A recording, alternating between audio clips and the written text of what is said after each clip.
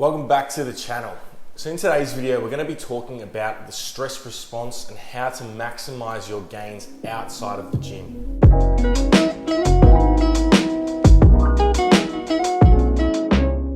So it's very clear that we go into the gym, we hit a hard training session, but then ultimately it is all about the recovery process to actually recover from that training stress and get better and stronger in whatever endeavor it is you're choosing in the gym. So it's critical that we actually spend time doing activities outside of the gym that help that recovery process. So today I'm going to be talking about the 3 activities that I do to help that recovery process. In order to deadlift 300 kilos or squat 300 kilos or lift a big set of AMRAPs, we need the same stress response, that same sympathetic drive that was once needed for when we were running through the savannah and we saw a lion and we needed to shut off everything else and just for that next 5 minutes figure out how we were going to survive.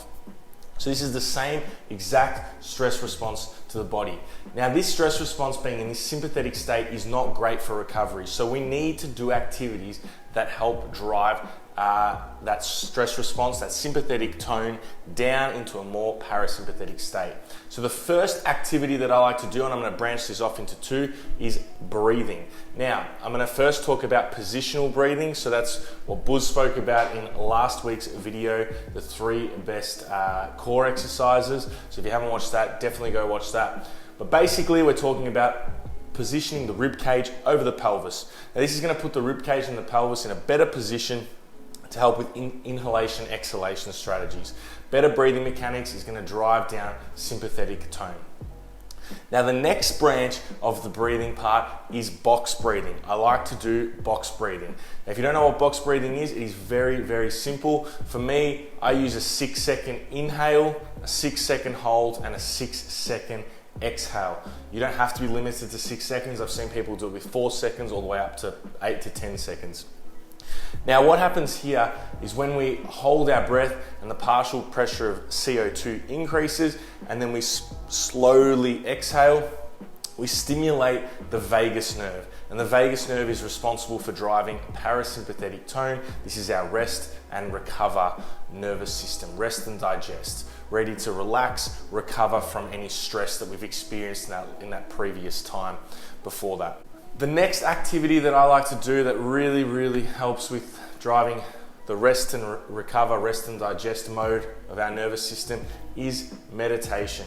This is something that has probably been popularized a little bit more in the last 5 to 10 years. I know there's guys out in the fitness industry like Ben Pakulski that really heavily talk about it. It is something that I've practiced for about 3 years now. Not a long period of time.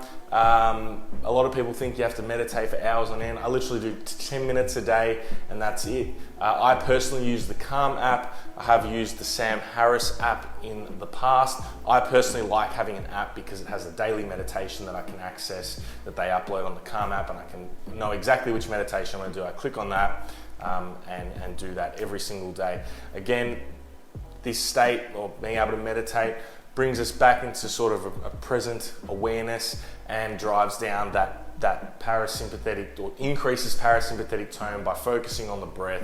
Again, slow inhalation, exhalation strategies. I also do think meditation has helped carry over to my lifting because I'm able to sort of access being a little bit more present when I'm under the bar or lifting. So it's something that I definitely push onto a lot of guys to try and start practicing.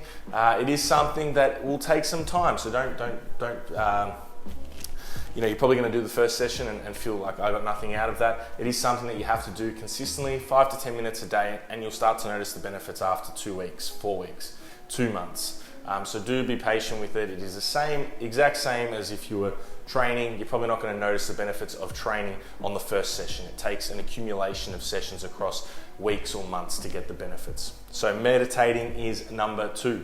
Now finally, number 3 might not seem that obvious to people, but watching psychological thrillers, watching horrors, watching suspenseful TV right before bed is going to induce the same stress response when you were running through the savannah and you saw a lion and you had to stop everything and get the hell away from that lion. So Your heart rate increases to get oxygenated blood around your body, your digestion suppresses, you're a bit more stimulated and alert, you can hear your senses a little bit more because you needed all those mechanisms to survive, to get away from the lion. So watching TV, very heavy TV before bed induces this same response. It's time and time again I hear people say that you can't sleep after a scary movie or a psychological thriller. I know I've experienced that myself. So the one way that I combat this is having a bedtime reading routine. I get into bed and read for 20 minutes to half an hour. I personally found that reading fiction helped me get into a more relaxed state and I was getting better quality night sleeps.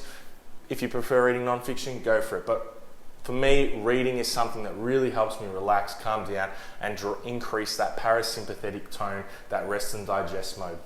So these are the 3 things that I do to help rest and recover away from the gym. It's not just enough to go in the gym and slam training because we leave the gym in a pretty sympathetically driven state. We need to learn to get out of that state and into a recovery mode so that we can then get stronger and better from that training session so we can go in and attack the next training session.